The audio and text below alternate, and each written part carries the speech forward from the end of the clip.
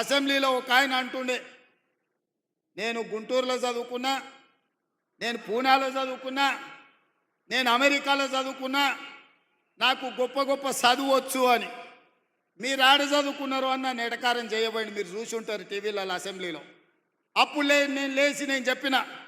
Kondareddipalli primary స్కూల్లో government స్కూల్లో చదువుకున్నా అని చెప్పిన, తాండ్రా హై స్కూల్లో చదువుకున్నా అని చెప్పిన, వనపర్తి జిల్లా పరిషత్ హై స్కూల్లో గవర్నమెంట్ జూనియర్ కాలేజీలో చదువుకున్నా అని చెప్పిన, ప్రభుత్వ పాఠశాలలో ప్రభుత్వ టీచర్లు చెప్పిన చదువు, ఆ చదువుతోనే ఇవాళ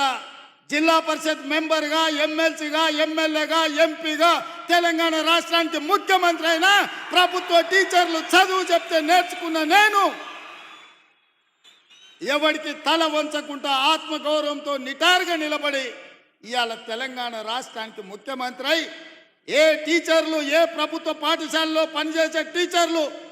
మాకు చదువు చెప్తే మేము ఇంత ఎత్తు ఎదిగినామో ఇవాళ టీచర్లను కలవడానికి ఆత్మీయ సమ్మేళనం ఏర్పాటు చేసిన అని చెప్పి ఆ సన్నాసికి చెప్పదలుచుకున్నా.